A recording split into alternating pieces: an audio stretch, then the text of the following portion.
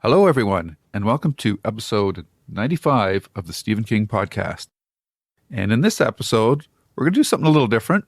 This is strictly a one-topic podcast, and that topic happens to be Mike Flanagan's filmography. And if you know recent Stephen King adaptations, such as Gerald's Game, Mike Flanagan has done a great job with what was a very difficult project. And we're really looking forward to, I think as Stephen King fans, we're really looking forward to what he's going to do with Dr. Sleep. So I thought it would be an excellent time to take a look at all the films that Mr. Flanagan's been involved with, especially in light of the fantastic success that he had with the reimagining that he did for The Haunting of Hill House, the iconic horror novel by Shirley Jackson. And so I called upon Bryant Burnette to join me, and for the next hour, you're going to get basically a water cooler chat as we go through his films, talk about what we really like and how he's well suited for Stephen King adaptations, and we're wondering how he's going to handle Dr. Sleep. So sit back, relax, and enjoy the podcast.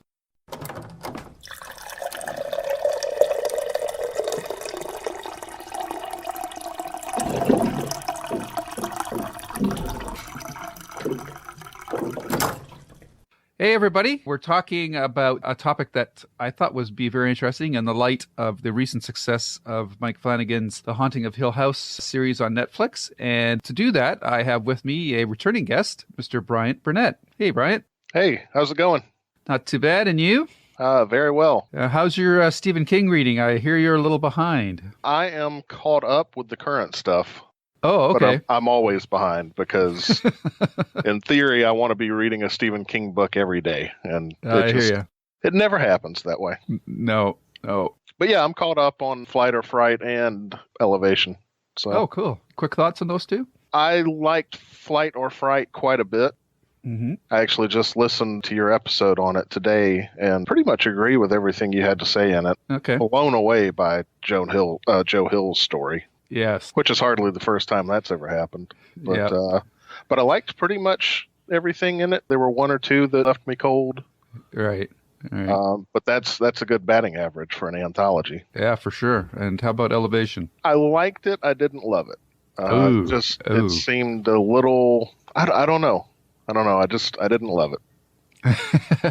Oh, that's too bad. You? I loved it. I think it's a nice bookend to Shawshank Redemption in terms of soul food. So I thought it was a fantastic story. I can see and that. in our next podcast, everybody, you can listen to me and Mr. Steve Spignesi drool all over how much we loved the Elevation short story or short book. So I'm looking forward to that. Yeah. Thanks. Anyhow, let's turn to the topic that you're here for, and that is we're going to discuss Mr. Mike Flanagan's filmography. And I guess the question that I'll pose at the beginning, and we can talk about it more at the end, is Mike Flanagan poised to become the next Frank Darabont or Rob Reiner in terms of directing Stephen King properties? Because he's really been on a meteoric rise. If you go to his IMDb page, we were both marveling at the number of credits that he's got, not just as a director, but in editor and writing. He's also been a producer. He's actually composed a couple, and he's done a couple of non-credited acting gigs as well. So it's just really only dates back to 2000. So it's a pretty quick rise, especially if I think once he got out of his student projects and actually went out into the commercial world, we're looking at, I think it's roughly, is it 2006? Is that a short? So I get Absentia was his first real project. As far as I can tell, it was an independently produced thing. So it wasn't a polished movie the way you think of his next movie, Oculus, as being. Right. But it's a great movie. Right. So one of the things that interested me in looking at his filmography sort of start to finish or start to present day is that you can definitely see where he levels up Right. every so often. Yeah. I actually really like the short film version of Oculus. It and Absentia share that rough around the edges, making a movie for whatever you have available feeling. Right. The leap between Absentia and Oculus is massive as far as I'm concerned. Right. And then it's been a series of, it feels like he's taken those leaps on a regular basis ever since. And that's pretty exciting. Because if that continues, who knows where that goes? Exactly. Yeah, I totally agree with you. Oculus was a pretty solid horror film, and that starred Kieran Gillian, I believe it was, from the Doctor Who fame, and Brendan Thwaites, Katie Sackhoff. And that also, I think, has some of the signature writing trademarks of that Mike Flanagan likes to play around. He loves to play around with timelines, jumping back and forth. And he's also always seems to be very focused on family relationships as well. So that was very interesting. Is there anything you wanted to add about either one of those two, Oculus or Absentia? Specifically, I don't know. One of the things that stood out to me watching Oculus was that the way that it's edited and the ending is very reminiscent to me of the way Stephen King wrote the end of It, because it's literally almost as if the two storylines are existing in the same space. Right. I loved Andy Muschietti It. I would love to have seen what Mike Flanagan would have done with It, especially It Part 2. But yeah. But at this point, to be honest with you, I'm happy to see anything Mike Flanagan does. So yeah, for sure. Yeah, he's moved up on my must-watch list of directors for now. So, and for me, even though I saw Oculus, but I didn't really clue into the director at that point. So for me, the first time Flanagan really came onto my radar was 2016's Hush, which was a Netflix project, I believe. And the setup for that one is a pretty interesting one. Why don't you give us your riff on that? Well, it's your basic home invasion story with the wrinkle that the person whose home is being invaded is deaf and mute. So what this does is it creates all these opportunities for Mike Flanagan to play around with the idea that there are things that the audience knows that the main character doesn't know. Right. There's some great stuff in the movie involving that, especially in the beginning, where there's that terrific scene where her next door neighbor is in the process of being murdered, which is a strange thing to say. But she's at the door trying to get in, and Maddie, the main character, has no idea she's there, even though they're just feet away from each other. I'd never really seen anything like that in a movie before. And, this was a movie that cost $1 million to make, evidently. Yeah. Wow. Wow. That's unbelievable. Yeah. There's some really iconic shots in there. I especially like you mentioned the kill scene. There's also just him standing outside the door, and she's totally oblivious to the fact that he's even there to begin with. And this is also the start of I don't know if it's the start of a trend, but it's a trend that we've seen that he's actually married to the lead in this movie, Kate Siegel, who shows up later in The Haunting of Hill House. And I thought she did a terrific job as the lead in this movie. And there was also a little Stephen King nod. I believe there was a Stephen King book on the bookshelf. Yeah, I wouldn't know this if I hadn't literally just rewatched the movie yesterday, but it's Mr. Mercedes. Yeah, okay. So again, it's one of those movies. It's a tight, constrained space, and she's pretty isolated, and she's trying to get, when she finds out what's going on, it's a cat and mouse game, and she finds some inner strength that she didn't know that she had, that it makes this a fairly interesting movie. So it's not a blow you away movie, but it's a really tight, well put together movie. And that's also a trademark, I think, of his rise, is that with each subsequent project, you can see that the polish on the project is getting better, and everything's just getting a little bit tighter. Yeah. One thing, let me mention real quick, that I don't think it occurred to me the first time I watched it, but it did yesterday watching it. There are some similarities, and this may be a little bit of reaching on my part, but I'm going to reach. I was reminded of Misery in the sense that a lot of the end of the movie is focused on her using the same skills that she uses as a writer to get herself out of this situation that she's in. Yeah. The Misery comparison is a really good one. And there's even some comparison to Gerald's game, where you hear her talking to herself. Yeah. So I think his whole career basically shows that he's a massive Stephen King fan, which is cool. I agree. Yeah. There's more to him than that, obviously, but for a Stephen King fan, it's pretty cool. Yes, absolutely. And if you haven't seen Hush, I highly recommend it. It's I think it's probably still on Netflix. It's definitely worth seeing. I really enjoyed that one quite a bit. I was really surprised that Kate Siegel didn't just get all kinds of huge roles after that, because she's Oscar good, and it wouldn't have been eligible for an Oscar, but she was good enough for it to be. Yeah, she definitely carried that picture. So, good observation. All right, so the next two I have confessed I haven't seen yet, but I don't know if you've seen these ones as well. Before I Wake with Kate Bosworth and other Stephen King connection, Thomas Jane. And Thomas Jane is terrific in this movie. It's not his movie. He's a supporting player. But Before I Wake is an interesting one because it was actually made before Hush. And the studio that it was made for experienced some bankruptcy issues, and it was never even released in America until this year. It didn't come out until Netflix picked it up this January. But it's about it's a little hard to explain, but let me try. Okay. It's about a kid who is in foster care, and he evidently has the ability to manifest things out of his dreams. Oh. So when he goes to sleep at night, things that he dreams about appear in the real world almost as if they're things from the holodeck on Star Trek. Oh, wow. Cool. That's like that Twilight Zone episode. Yeah.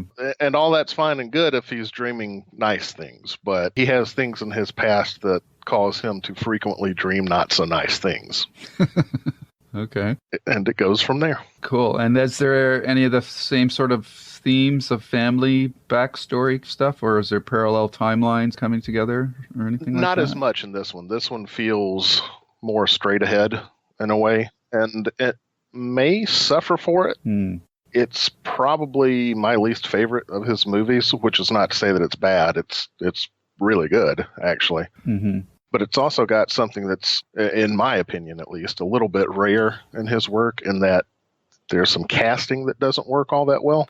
Specifically, I don't think Kate Bosworth is very good, and watching it, it feels like she's just disengaged from what's going on. And that's especially evident in every time you see Thomas Jane, who is the polar opposite. It's right. Maybe my favorite performance that I've ever seen from him. Oh, wow. Which, is saying something. He's really good. Yeah, because he's had some good other Stephen King things too. 1922 recently, and of course The Mist. Yeah, I definitely have to check that out. Unfortunately, I didn't get around to it. I feel bad. It's well worth seeing. It's a beautiful movie. There's some. He has said that he doesn't think of it as a horror movie, which I can kind of see. But there's some really good scary scenes in it. So yeah, it's well seen. All right. Okay. So next we have Ouija, Origin of Evil, and I remember hearing some fairly good buzz about this one as well, but I haven't gotten around to seeing it yet. Well, this is another interesting case because this is a sequel, and it's a sequel to a movie that he didn't make. The first Ouija came out in, I don't know, whatever year it came out in, and nobody liked it. Not that I'm aware of, at least. Nobody liked it, but it did really well at the box office. So the studio that made it looked around and said, hey, we should make another one of those, but we should make it good this time. And they did.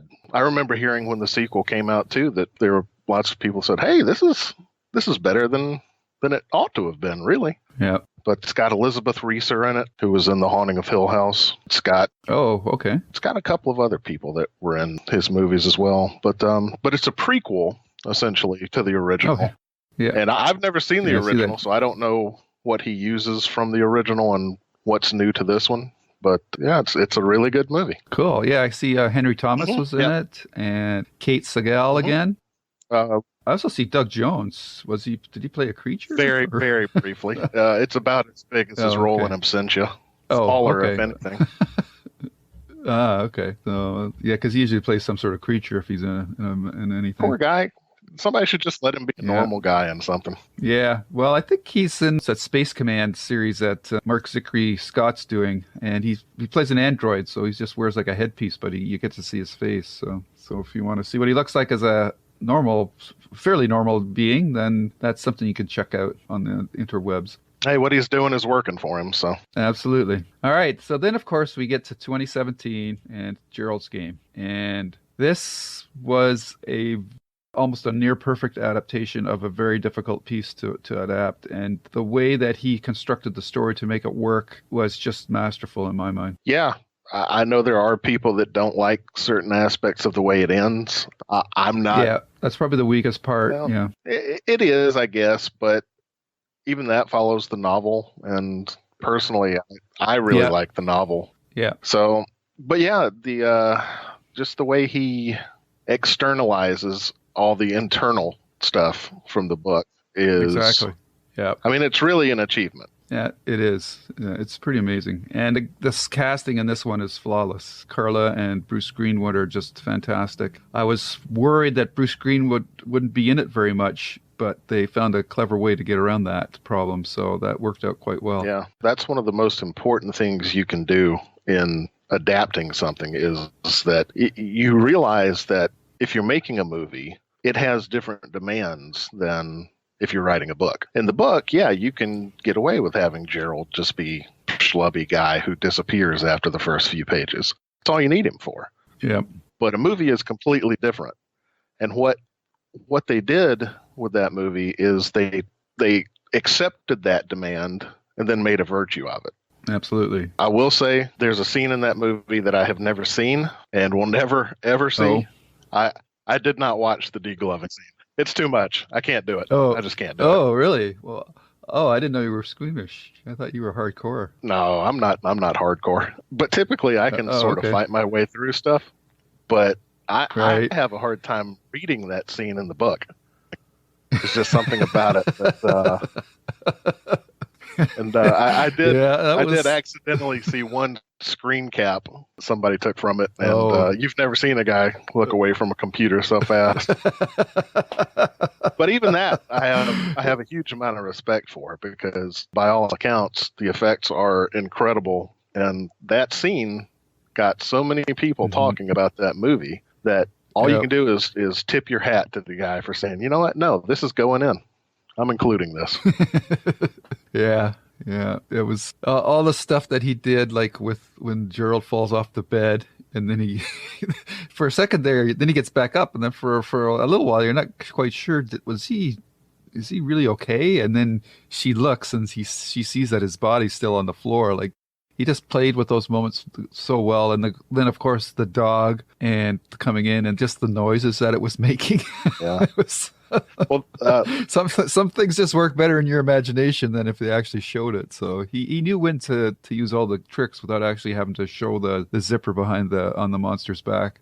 Yeah. The thing you mentioned with initially not knowing if he's fine, that to me that was a huge part of what made the movie work, because guys like you and me, we've read the book, so we know what's going on when he stands up. The vast majority of people who watch this will have no idea of the book. That moment where Mike Flanagan teaches the audience how to watch what's going on is crucial to making everything else that follows it work. And he just it seems like he, as a writer / director / editor, just understands what people need as an audience to stay on board with the things that he's trying to do. Absolutely. So he was able to, with that beat, to turn the main character into an unreliable narrator to the audience, which is really difficult to do in a movie. And because of that, we can't really trust what she's seeing is really happening. And of course, as her condition starts to deteriorate because she's getting dehydrated and hasn't eaten, and her circulation's getting cut off, what's real and what's fantasy becomes even more and more clouded as the movie goes on. So I think he just did a fantastic job with it. And it was interesting that around this time, I believe when he was being interviewed, they're asking about his fondness for King material, and he said, I have two other projects I'd love to do. One was Lisey's story, and the other would be Dr. Sleep. And lo and behold, I guess this must have caught somebody's eye, because he got that gig. Yeah, and both of those are interesting choices. I'm not the world's biggest Lisey's story fan, but a Mike Flanagan version of it would get me pretty excited, I'll say that. Yeah, for sure. Okay, so, and we have to wonder if he's going to get that project down the road. I think that's still with Josh Boone, but Josh Boone seems to be having a hard time getting anything made, so Yeah, we're hearing so many iterations of what the Stand is going to be now. It's gone from a 4-part movie series to a 10 episodes mini series, but nothing's really happening. So it's that, and he gave such that interview that I've he did heard with Kevin Smith on Hollywood Babylon. That got me so excited. That got me so excited because he seemed to totally get what needed to be done to make that project work. But now, as the years pass, well, he dimming. he made this New Mutants movie that's part of the X-Men franchise, and evidently there have just been all kinds of issues with that, and very few of them seem to be his fault. It's more the expectation that the studios have for it. But hopefully when that finally gets out in the world, he'll be able to turn his attention to other things. Hopefully. We'll keep our fingers crossed on that. All right. So then this moves us up to the most recent and probably the one that I think has wowed a lot of people. It's premature to classify this as beyond anything as really, really good, but I'm already ready to say that to me this series is a classic that's going to be around on a lot of people's watch list for a long time. Well, you're always taking your life into your own hands when you call something an instant classic because, the phrase classic gets conferred on something over time. Yeah. But that was my knee-jerk reaction to it. Mm-hmm. Like, oh, this is Mike Flanagan's masterpiece. Yeah. For now. Please, for now. I get visions in my head of a guy turning himself into a new Kubrick or something like that and thinking, all right, well, maybe this is his masterpiece, but, maybe he's still got his 2001 coming down the pike as well. Yep. Then I realize I'm being a little silly and have to scale things back, but I can't help it. Yeah, I can't help it either. It just bodes so well for Dr. Sleep, which has a strong family element in it as well, both in the past and in the present.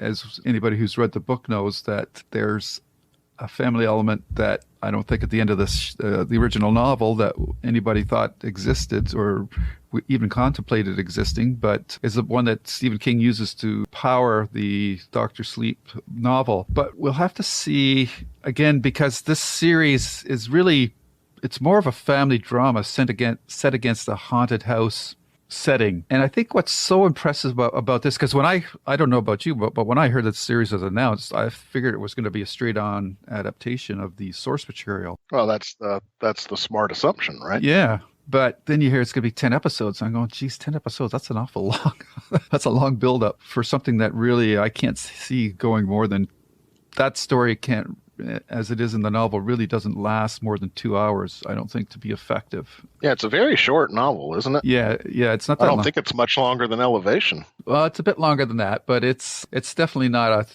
if it's over 180, I should probably look that up, but it's not a Stephen King sized novel. Yeah. What he did to expand upon that is pretty amazing. Like to craft this family drama with so many characters too. Like it's not just a father and mother and a child. It's like a father and mother and 5 children. Mm-hmm. And of course that number 7 lends itself to, there's a lot of symbology with that as well. And I just can't get over how seamlessly he worked between the 2 timelines. I think that was just a masterful job. Well, it's like what he did in Oculus, but on meth. It's and it worked. It absolutely worked. Yeah. One thing that really interested me about the way this was adapted, and I had not read the novel until I decided to read it before the series came out because I just felt like I should. Yeah. And that was a good decision. Mm-hmm. And I rewatched the 1963 movie that Robert Wise made. Yep. Also a good decision. Yep, black and white. It seems to me like what Flanagan did in adapting this is he said, all right, well, there's no way I can do anything better than what Robert Wise did. So I'm not even going to try. I'm just going to do something different that honors the source material and has lots of interesting things in it for people who are familiar with it, but is essentially its own thing. Yeah. In other words, this is an example of what they were trying to do and completely failed to do with The Dark Tower. All right. Yep. I will never resist a chance to fling mud at the sheets of The Dark Tower. So, apologies to anyone who loved that movie. Yeah, I hear you. The thing that bugs me about that is I was okay with their approach, but as soon as I heard it was 90 minutes, I said, there's no way. There's no Yeah. way you could start in the middle of that series and do a commendable job in 90 minutes. That's like trying to do Lord of the Rings, a Fellowship of the Ring in 90 minutes. Like, it's just Yeah. ridiculous. Like, Yeah, the best you could hope to do is do a 90-minute prologue, which Yeah. theoretically would have been fine. yes, if You they could- would have you done could the have done that. if they would have done the first book, 90 minutes was still a little tight, but that kind Yeah. of works. But still, this to start in the middle of such a dense mythology and basically strip all the personality out of it was like, It wasn't even the middle. I don't know what that was. I don't know what they did.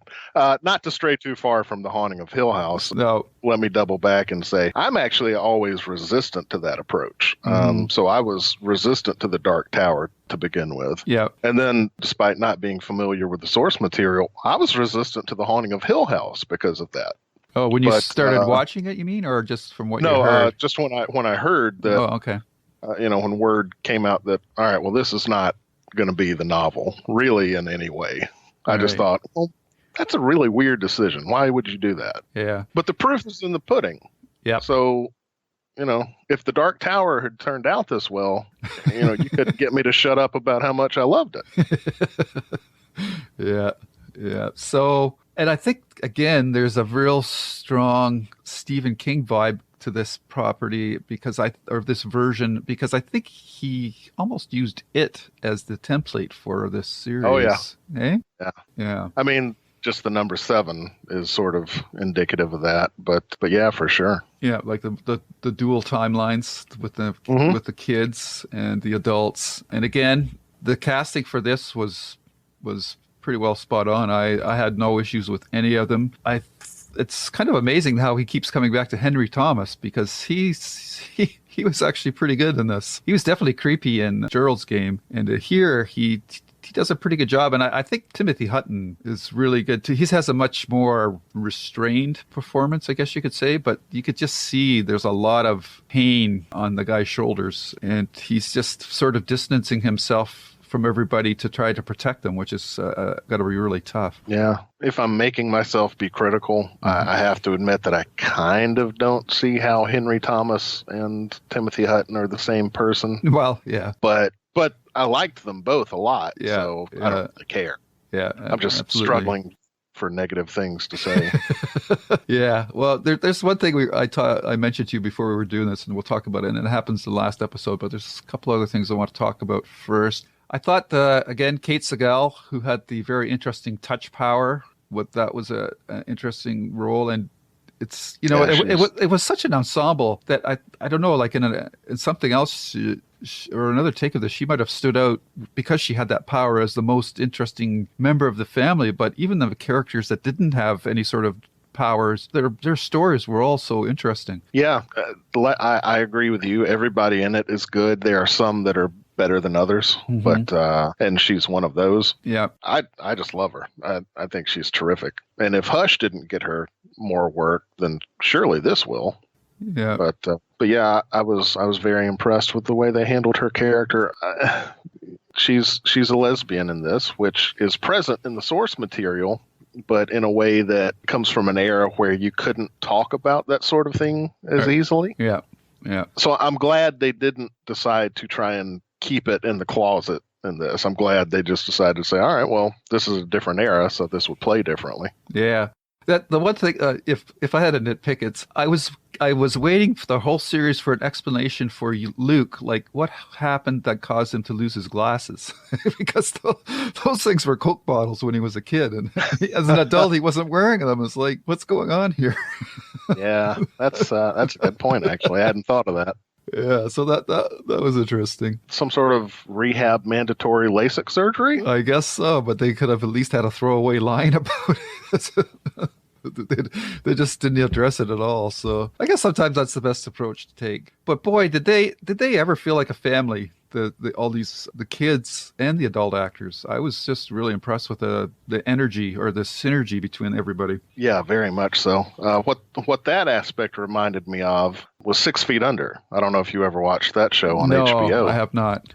It's It's set in a funeral home Right. with a family that that runs that business. And there's nothing specifically that Flanagan seems to have used for it, but I couldn't help but think of it. Yeah. Yeah. I've heard that other people say that as well. So that's a good observation though, for sure. So like we've talked about the casting and then the acting, and then on the directing level, of course, episode 6 in the funeral home was just like, wow. Like that was I think it was 4 major tracking shots. Each lasted about 10 to 15 minutes. And within those tracking shots, you were jumping timelines. So the adult actors had to step out and the kids had to step in, and it was all done in the moment. There was no like pausing or anything like that. So the setting up of all those shots and the choreograph, I guess you could say, of the actors, where they had to be at any given moment. That episode just blew me away. I was like, wow. Hyperbole alert again. That's one of the best pieces of filmmaking of any kind that I've ever seen. Absolutely. I can think of one tracking shot in the Children of Men movie. Mm-hmm. If you remember that with yeah. Oh, what's the guy's name? Clive Owen. Clive Owen, yeah. When he goes inside the building to retrieve the child and then comes back out. That was all done in one shot. But this was like 4 major tracking shots. And apparently a part of the design and how they were able to pull that off is the set for the Hill House and the funeral home were side by side and connected. So they could just walk right from one location to the other. And it looked like they were traveling back in time or whatever. So I was just really blown away with that episode. And because of it, it gives you that vibe of that you have to keep paying attention because you don't know when the camera's going to cut to something else, because you're like, this is not stopping. This is going on. Something seriously major is going to go on. And of course, we got some of that stuff with the ghoul dragging itself around, leaving tracks and all that kind of stuff. So it was just such a tense episode. Part of what impressed me about it is that, all right, let me break it down. I'm not a filmmaker, so I don't know how things like this go. All I know from listening to commentary tracks and reading books and whatnot. But the impression that I get is that any time you try to pull off a single shot, multi-minute take like that, you're taking the production into your own hands. Mm-hmm. Because so many things can go wrong. And that's regardless of if there's nobody in the shot. So you add an actor into the shot and rely on that actor to get their lines correct. Forget being good, just getting the lines correct. That adds a level of difficulty that, frankly, a lot of productions wouldn't be up to. Yeah. You take that and multiply it by 14 actors? Yeah. That to me is insane. It's mind-blowing. Yeah. That's insane just to get it done, much less have it be as great as this is. Yeah. Nothing really comes to mind in terms of being as good as this. Yeah. And there probably are other things. It's just my frame of reference is limited. Yeah, I'm hard pressed to think of something this beyond that shot I mentioned in the Children of Men. It's maybe there's some action sequences but they're all cuts, so you can't really compare them fairly to something like what was done here. And I know that one thing directors dread is filming scenes where people are sitting around a table and just talking, because basically this is what this is, even though the people are getting up and walking around. But I guess he wanted to subvert that issue and turn it into something really amazing, and this was his solution to that problem. So I think a lot of people were just blown away by it.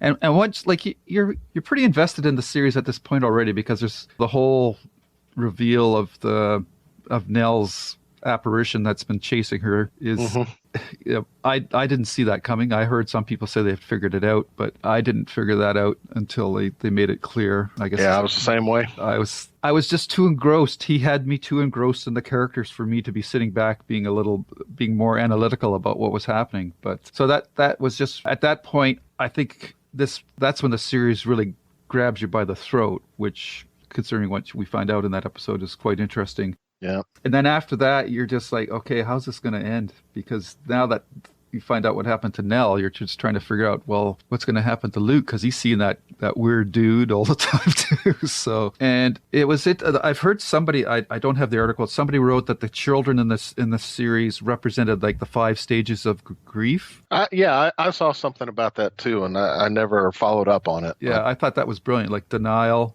anger, acceptance. I don't remember all the stages off the top of my head, but I thought, yeah, like those are the 5 stages of grief. And so you've got like the 5 stages of grief. You've got the number 7. There's just you've got these multiple timelines going. This is just a really layered work. That's, boy, for any up and coming writers or filmmakers, this should be a textbook case to study. Yeah, I would say so. Doubling back on something that you said a minute ago, I think one of the things that makes Mike Flanagan really well suited to make adaptations of Stephen King is that they share the quality of primarily being interested in the characters. Absolutely. It's character first. Everything flows from that. Yeah. The episode 6 in a lot of people's hands. Maybe there are other directors that could have pulled that off. Right. But it's very clear watching the episode that every decision he made was designed to make you respond to something happening with the characters. Yep. It wasn't that the technique had to come first. It was him saying, all right, how can I make the technique work for me? That's the difference between a good filmmaker and a great filmmaker. Yeah, for sure. And he just slowly peels, like it's like an onion story too. He slowly peels back stuff every episode. You got the feeling when you first saw the father, when Timothy Hutton came in, and he would be like talking to himself and that, and you're going like, is he talking to somebody else or something? And then he finally shows you that yes, it is actually his wife. So he's carrying her ghost around with him for all this time. But was it though? Was it? Yeah. It may have just been him talking to himself. Could have been, yeah. And that goes back to the layering thing that you're talking about. Only watched it all once, but I'd like to watch it a second time and see how it plays and just get a sense of exactly how much layering there is. Because if there's as much as it seems like there is, yeah, people are going to be watching this for decades to come. Yeah.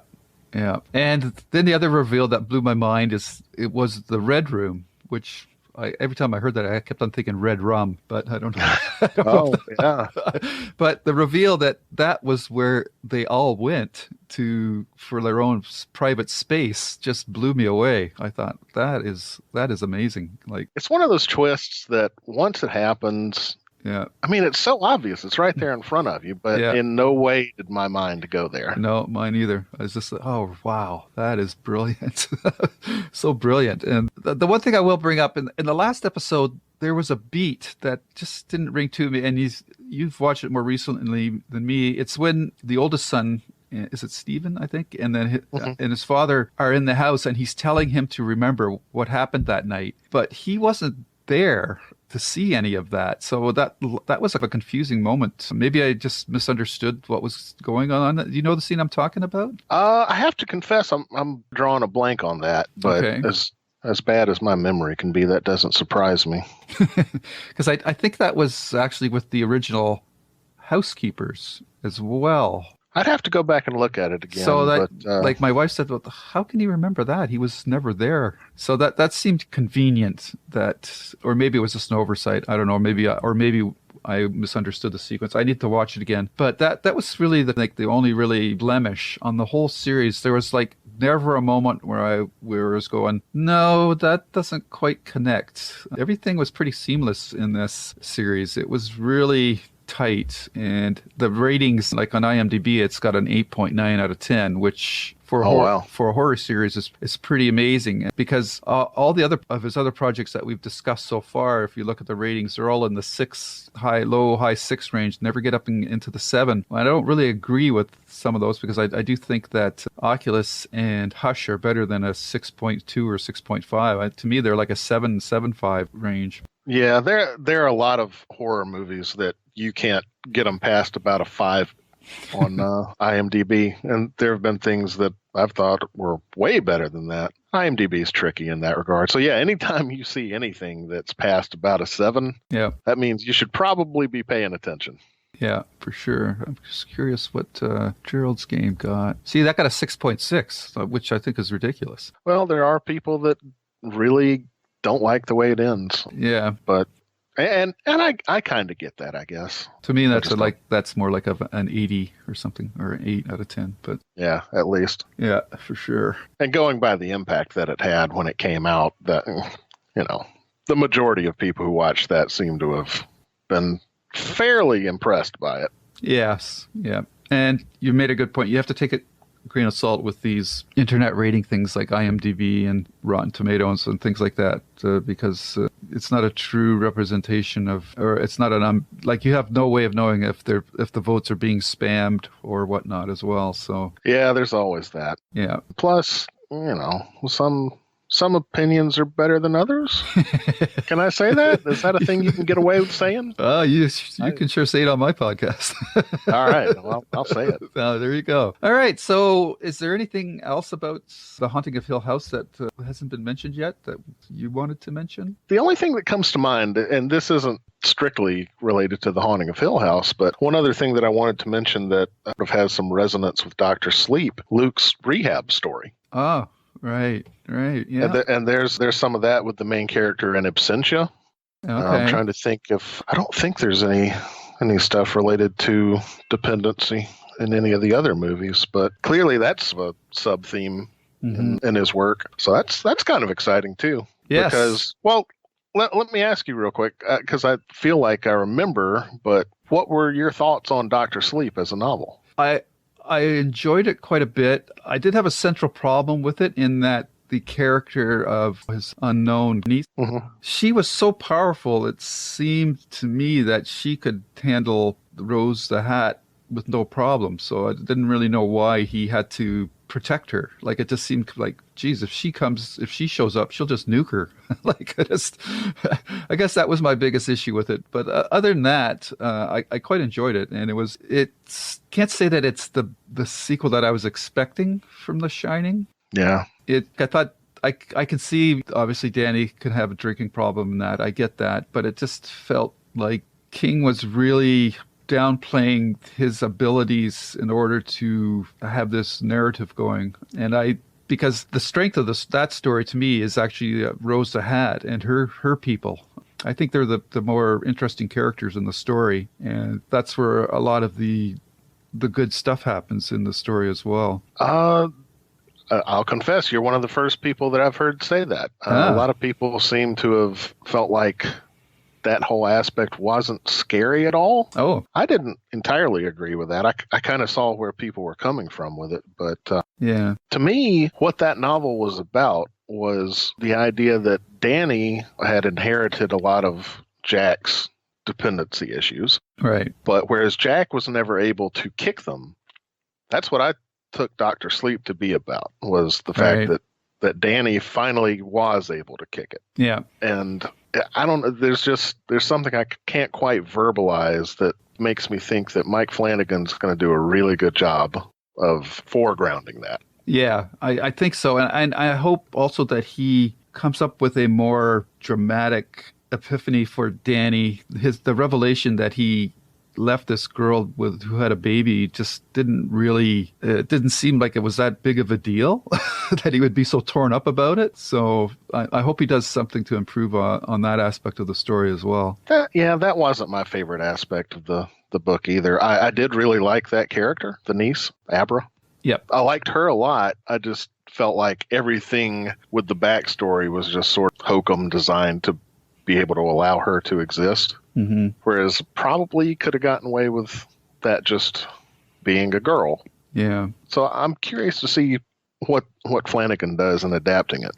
Exactly. Because just from a casting perspective, I mean, he's got Rebecca Ferguson, Rose the Hat, and she's A+. She was fantastic in the last two Mission Impossible movies. So I have no doubt that she'll be able to play this character to the hilt. Ewan McGregor is an interesting choice. I like him.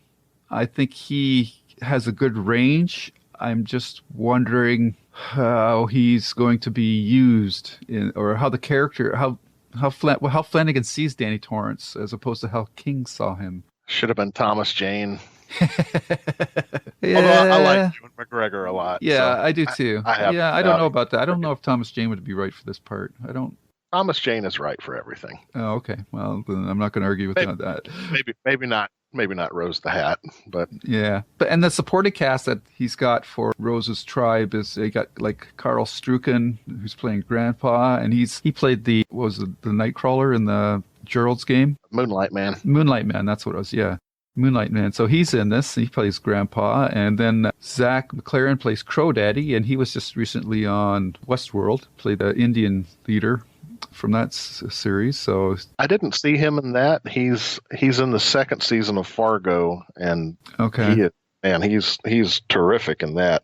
good. So Good. So, yeah, he was good in Westworld, too. So I'm looking forward to seeing what he's going to do with him there. And then Bruce Greenwood's going to make an appearance, which is always good in my book. So Carl Lumbly is going to play Dick Halloran. And we also had casting for news just recently about an actor that had been cast to play a young character. Well, we don't know who exactly yet. The assumption we're making is that it's going to be a young Danny Torrance for the opening scenes of the movie. And I don't know this character. It's Jacob Tremblay, and apparently he was in something recently. I think it was it called Wonder, maybe? And a lot of people were raving about his performance in that. he was in that. He was in Room, which he may have gotten an Oscar nomination for that. Oh, really? Wow. If not, he was talked about. But yeah, Room people raved about his performance in that. Yeah. Oh, yeah. And then he was also in Before I Wake. Oh, okay. He was the little kid in that. Yeah. So he's a good Canadian kid. Gotta like that. And yeah, what's he got here? Oh, that's right. Yeah. Geez, he was in The Predator, too. With Thomas Jane. The Book of Henry, Wonder, yeah, The Death and Life of John F. Donovan, which I guess hasn't come out yet. And then he's in something for Good Boys for next year, which is in post-production. So he's racked up some pretty good credits in a very short time period, 2013 to 2019. Jeez, and how old is he now? He's a little too old to be playing Danny, is what I'll say. Now, they could jump the timeline forward a little bit, so that wouldn't have to be an issue. But going strictly on the way it's written in the novel, he would have been too old 5 years ago. But who cares? You get an opportunity to work with an actor like that, then maybe you make a few changes to the story to accommodate it. Yeah, for sure. So based on Flanagan's track record, it's hard not to be really excited about what he's going to do with Dr. Sleep. And I'm hoping that this could be a film much like Darabont, in my mind, did with Shawshank Redemption, where the film elevated the source material and ended up being better than the source material. So that's what my goal or hope is with this project. And if you've been around for any stretch of time, there's so many moving parts to a movie that it's really difficult it's a wonder when actually some of them come together as well as they do. But I've really got my fingers crossed that he'll be able to pull something with Dr. Sleep. Well, from my perspective, he hasn't made a bad movie yet, so I don't see any reason to think that this will be the first one. The only things that come to mind are this will have a bigger budget than anything he's worked with before. There are filmmakers who work best when their budget is restricted. So Peter Jackson? No, sorry. How dare you? But yes, absolutely. Yeah. Then there's going to be a lot of discussion, shall we say, about whether this is a sequel to the book or a sequel to the Stanley Kubrick movie. Yeah. People who love the movie may not necessarily be on board with some of what could happen here. People who love the book could possibly not be on board if this is taking its cues from the movie. Yeah. So there's probably going to be a lot of controversy. Yeah, probably. I've got my own theories about that, but we'll have to see. It's all just speculation at this point. From what I've gathered, it sounds like he's going to honor both versions, the book and the movie. So that will be an interesting exercise. And I think this is a guy you can trust to do that. Exactly. Yeah, that's exactly what I was going to say. And I think that he will also elevate the more horrific scenes. Like, I imagine one of the most violent or brutal scenes in this movie is going to be when they take the steam from one of the children. I think that he could really make that into something that will keep the audience on the edge of their seats for the rest of the movie when they see what the True Knot is capable of doing to people with The Shining. So I wonder if that could be who Jacob Tremblay is playing. Maybe. I don't know if you'd hire him for a one scene role like that, but you probably need a really good actor for it. So yeah, but my money's still on him being young Danny. Yeah, it makes sense. Yeah, and again, be interesting to see what and how big of a part this will play, because it didn't really go anywhere in the book. It was Kat that was with Danny in the old people's home. So I don't know if he'll play up that aspect of it or not as well. But we'll have to see. And then again, what's he going to do with Abra Stone? You have to be very careful with her. She's too powerful. People are going to wonder, why isn't she taking this on? So I will say, after watching The Haunting of Hill House and knowing how much he likes to rehire actors, I really kind of wish one of the girls from that had gotten that role. But at the same time, he's got pretty good casting instincts, so yeah. I'm happy to see pretty much anybody show up because I feel like he's probably gotten somebody good for the role. Yeah. Okay, so coming back to that question I asked off the top, is Flanagan positioning himself to be the next Rob Reiner or Frank Darabont? Well, let's see where Dr. Sleep lands. He's 1 for 1 so far. Right. And a lot of his other stuff, you could almost argue that Oculus is an adaptation of the Reaper's Image. It's not, but you could make the argument that it is in the way that, like, Stranger Things is based on Stephen King. Yeah. It's not, but it kind of is. Yeah. And you could also argue that The Haunting of Hill House is based on it. So there's a scene that's a lot like a scene from The Shining in that as well. The scene where Carla Gugino sits down with Theo and says, "Hey, do you know about this thing that you have?" Yeah. And you're not thinking about The Shining while you're watching that, but it's similar. Yeah, you definitely get that Shining vibe during that scene for sure. Yeah. So are you asking for a prediction? I think I will. You're gonna put your life on the line? Yeah, why not? That's where I live, on the edge.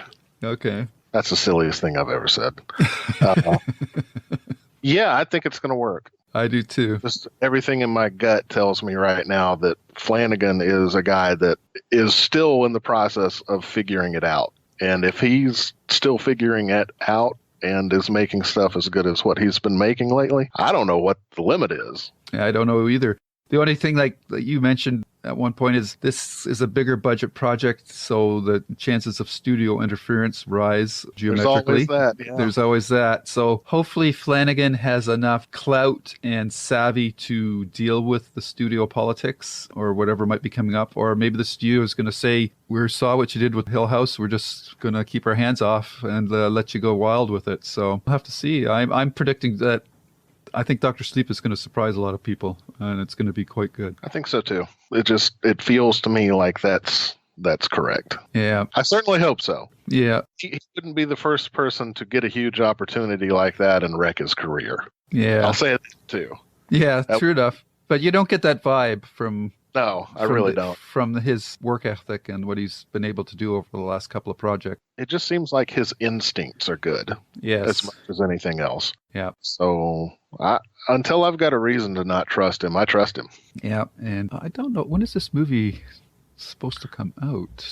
It's over a year from now. It's not till January of 2020. January. Wow, it's interesting how all these offbeat movies are being released in January and February now. It seems to become the season for the offbeat movies. Like I know another movie I'm really looking forward to in January of next year is Glass, of course, part 3 of this unexpected alternate universe superhero thing that Shyamalan's built. And there's talking about somebody resurrecting their career in the last couple of movies. Wow. Yeah, no kidding. Yeah. January has turned into a really good month for horror movies, actually. Yeah. And it kind of always has been, because this is my personal theory, at least. You go as an audience through the Christmas season and you see stuff like Star Wars, and there's Mary Poppins this year. You get into January, you want something different. You're ready to see somebody get their throat cut again, I guess. And some of the stuff that's hit in January hasn't really been that, like Split, which was a big hit in January. It wasn't really that, but it got marketed that way. Right. So I think that's actually a great release date for Dr. Sleep, personally. Yeah, and the only other time, of course, would be around Halloween. But I think the more slasher type style of horror movies or get that time slot, not time slot, but calendar slot, except for It, of course. But that has Halloween-ish aspects to it because of Pennywise and whatnot. So I think one thing we've seen the last 5 years, let's say, is that people will go to the movie if they want to see it badly enough, no matter when it's playing. Yeah. If they don't want to see it, they're not Yeah. Year-round calendar at this point. Yeah, and it's a good time because I think by that time of this year, people are tired of the superhero action type movies anyhow and want something, a change of pace, which these types of movies can provide. So it's all good. I'm fine with it coming out in January. Maybe 5 years ago, 10 years ago, people would have said, oh, this must be a stinker. They're going to dump it. Oh, yeah. 10 years ago, people would have just written it off. Yeah. But now, because everything else is being squeezed out by the bigger blockbuster movies, it's become a win-win for everybody. I can imagine a scenario in which that movie is a huge hit, and it's dependent on a few things. It's dependent, A, on whether it's good. Yeah. B, it's dependent on how much of the iconography of the Stanley Kubrick movie that gets used. If they use a good bit of it and they're able to play that up in the marketing, you can tack on about $100 million to the box office right there. Right. Because people, present company possibly included, people love that movie. Yeah. Stephen King, not so much, but people love that movie. Yeah. Oh, I love it too. It's just not a Stephen King adaptation that I like. That's all. But I do I like it as a horror movie, but not as a Stephen King adaptation. I know where you're coming from on that. But at the same time, there are probably Shirley Jackson fans right now saying, well, this isn't a very good Shirley Jackson series. Maybe. So, and I get that. I'm on both sides of that. So yeah, I could see it. So yeah, it'll be interesting to see what they do with that aspect of it. If they do what I think they might do, then it could be very interesting. Mm-hmm. Yeah. It'll be interesting to see what, in the climax, maybe Danny will see some alternate versions of the way things happened when his father died or something. Who knows? I smell a CGI Jack Nicholson. Oh, is that what you're after? God, I hope. Yeah. I hope not. I don't know. That would take people. That would take people out of the picture, especially if they did the "Here's Johnny" moment. That would just totally. I don't know. I don't think that would work. It'll work if it works. Yeah, it would have to be. It would have to be a quieter moment. Something where Jack's playing it big, and in that movie, there's not too many of those moments. So. Yeah, that's true. All right. Well, this was a lot of fun, Brian. I really enjoyed talking to you about it. And same here. I hope to the listeners that you will as well. I think we're over an hour, and I think I will just release this as a standalone episode on its own because I think that just works out to be a lovely, perfect time. An hour episode is what we try to aim for, and this hit the mark. And go. I don't have to do much work, and that's always good. I can imagine. I've never edited a podcast, but I can imagine that sometimes you just sit there and look at it and go, oh. Yeah, it can be. I'm the worst offender because I always do the ums and all that bad talking stuff that you're not supposed to be doing. And you think after 5 years of doing this, I would stop doing it. But old habits die hard. So I hear you. Yeah. Well, sir, thank you very much. It was a lot of fun. All right. Well, I appreciate you having me on. All right. Take care. All right. I'll have to come up with a new idea for something else down the road. All right. Sounds good. All right. Take care, man. Thank you. All right. Bye-bye. Bye. So there you go, constant listeners. Hope you enjoyed this episode. We had a lot of fun talking to Bryant about Mr. Mike Flanagan's filmography. And for the next podcast, episode 96, you can look forward to the aforementioned review of Elevation with Mr. Steven Spignesi. And as well, I'll give you my thoughts on the final few episodes of season 2 of Mr. Mercedes and overall thoughts on Mr. Mercedes. So look forward to that in the next podcast. Till then, as always, stay safe, but stay scared. Bye-bye. The end. Bool.